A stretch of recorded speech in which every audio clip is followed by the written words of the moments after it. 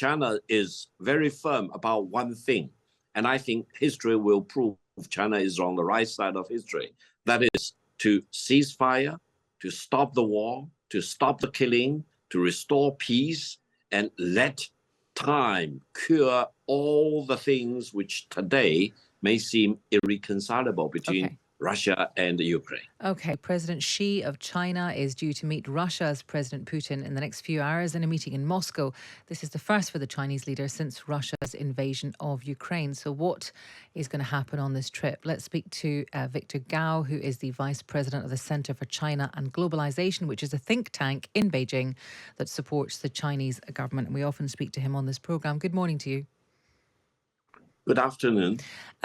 Why is this happening, and why is it happening now, this meeting? What do they have to discuss, and what should we read into the timing of this? President Xi Jinping's visit to Moscow is a very important political event, not only in China-Russian relations, but for the world peace and development as a whole. The two leaders definitely will talk a lot about China-Russian relations, their cooperation, good neighborliness, friendship, you name it. But equally importantly, if not more importantly, China definitely will talk about the peace proposal for a peaceful diplomatic ending to the Ukrainian crisis, or the war in Ukraine, as the Western countries call it. And I think this is very important because China is the only country which has produced a peace proposal. And if there are countries like the United States, which are highly critical of China's peace proposal, then they need to come up with their own better peace proposal. But as of now, the Chinese peace proposal is the only one on the table. Now, I personally would not be surprised if President Xi Jinping or China as a whole will not only talk to Russia for what China proposes under this proposal, but also eventually, and in due course, with Ukraine about what Ukraine need to do to make sure that peace is restored for Ukraine. So I think we need to keep patience and also look forward to more breakthroughs in this regard. Well, we'll come to the peace proposal in a second. It's very important. But you said, as some people call it, the war in Ukraine. What do you call what's going on in Ukraine?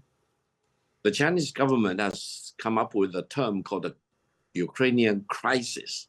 And the crisis includes war, includes the military conflict, as well as all the things that need to be done to end the crisis, as well as many things which happened before 2022, leading towards the outbreak of the war in Ukraine, or as the Russians call it, the special military operations in Ukraine.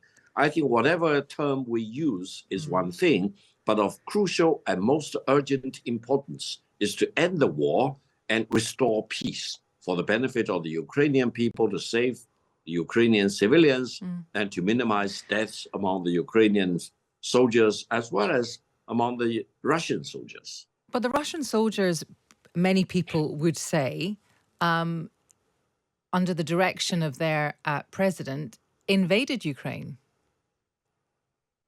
I think many things need to be left over for historians to sort out eventually in due course. It may take years, if not decades, if not hundreds of years. However, I think for statesmen, for politicians, of urgent importance right now is to end the war.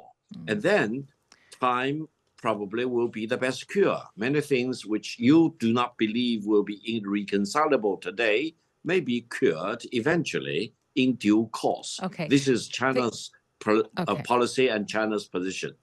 Victor, I understand what you're saying. And you said that, if people don't like our peace proposal, they should come up with one themselves. You could also argue that many people won't find China's peace proposal credible because you're actually not agreeing or don't seem to believe that Russia invaded Ukraine. China has never said that. China's position is clear. China wants to see the United Nations Charter being protected. China wants to see all the members of the United Nations have fully enjoyed their sovereignty and territorial integrity. You need to read between the lines or listen between the lines, and you will not miss the philosophical point behind China's position. Therefore, I think China is very firm about one thing, And I think history will prove China is on the right side of history. That is to cease fire, to stop the war, to stop the killing, to restore peace, and let time cure all the things which today may seem irreconcilable between Russia and Ukraine. Okay, Victor, thank you. That's Victor Gao. He's the Vice President of the Center for China and Globalization. It's a think tank in Beijing that supports the Chinese government. Victor Gao there saying that we need a historian to try and unpick through some of this. So we thought we'd maybe speak to one of the world's most eminent historians in this area, Peter Frankopan, Professor of Global History at Oxford and an expert in China's expanding role across the world. Good morning to Peter. Morning. So China feels it's going to come. The reason we got Victor Gao on because he really represents the Chinese official position, more or less. They can go to Russia and broker peace. Is there any world in which that is possible? No. I'm a simple answer, and it's listening to Victor Gao. I think one has to have a degree of sympathy for the fact that our expectations of what China might be able to do are probably disconnected from reality. I mean, the idea that Xi might be able to restrain or force Putin either to a negotiating table or let alone a withdrawal, I think are misplaced. And I think we sort of expecting China to be able to do too much on the one hand. Second, from the position of China, they have a difficult line to tread of trying to keep Russia on side. And Russia is crucially important to China's energy infrastructure. Russia is incredibly important to China in its kind of global outlook in terms of a response that is non-Western. That's absolutely vital in China's presentation to the outside world. But at the same time, China doesn't want to antagonize the United States nor Europe. So these kinds of missions are presentationally and optically good for Beijing, domestically as well as internationally. It comes off the back, as listeners will remember, sort of a China brokered, apparently China brokered settlement and agreement between Iran and Saudi Arabia to recommence relations. And I suppose in the old-fashioned world, that's called diplomacy, flying around the world, not actually being able to do very much, but looking like you're trying to talk to everybody. And there's some value in all of that. But on the other hand, I think the cold reality of it all is that Putin has invaded Ukraine. I don't know quite why that's so hard to say. And China's role is probably now to stand back and work out in which ways that benefits China, which in some ways it does, and in which case it weakens China, in which in some ways it does.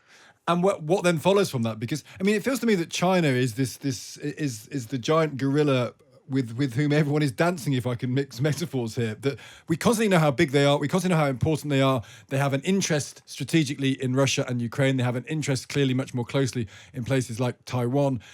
We don't want to fight them. We don't want to have fallings out with them that are too large, but equally we can't get too close to them. We're concerned about them. This line where China is both a threat, it's a commercial opportunity, it's an opponent, it's a danger, it's all of these things at once. Is this just going to be the decade of diplomatic dancing around China? No, I mean, I think that again, we have to unravel some of the strands here. I mean, China's an economic opportunity because, well, for the last 20 years, it's had a low-cost labor force. That's changed. Wages in China tripled in the decade before the pandemic. So, in fact, there were lots of reasons to be looking to manufacture outside. I think we have to be careful to distinguish in which areas China is a competitor, a rival, and a threat, and in which ways China becoming more prosperous, despite having a very different political and economic system to us, is something that offers opportunities. And I think that we have had a fuzzy engagement with China, as we have with many other parts of the world. I mean, I think that even in the case of Russia and the invasion of Ukraine, I think it's not hard to argue that if the West had a different relationship with Putin, particularly after the 2014 Ukraine invasion, if the West had stood up militarily then and turned up to the party rather than hiding behind sort of a few very low-level sanctions, allowing World Cups to happen and so on, then things might have been different. I think that China is now, I think, trying to position and thread the needle in a slightly different way that we tend to look at it. And over the course of the last 18 months, there have been a whole slew of policy announcements, new initiatives announced in Beijing. For example, the Global Security Initiative announced last year, a concept paper published just last month.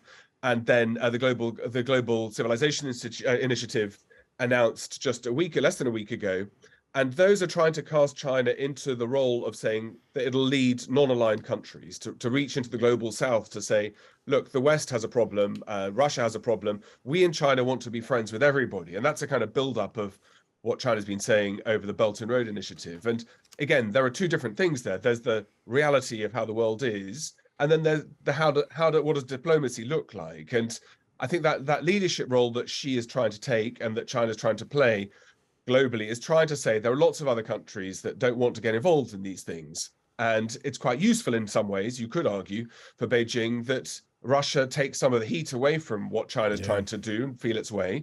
And I think we've got to try and work out, what does our role in Britain and the West mean for a global South, where Putin put it very powerfully a few weeks ago in an address at the Kremlin, where he told Russian deputies that, and speaking to the global South, the West has put hundreds of billions of weapons, 150 billion, in fact, his number, into weapons into Ukraine, but only 60 billion into alleviating poverty around the world. Yeah. And that's quite an open door. I mean, no one really particularly wants to be friends with Russia and the mercenary troops they have around the world.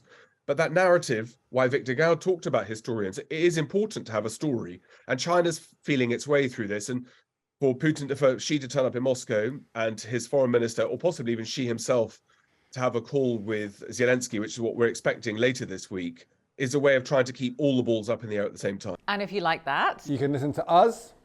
We're Stig and Asma. Have you forgotten? Well done. Every Monday to Thursday on Times Radio Breakfast.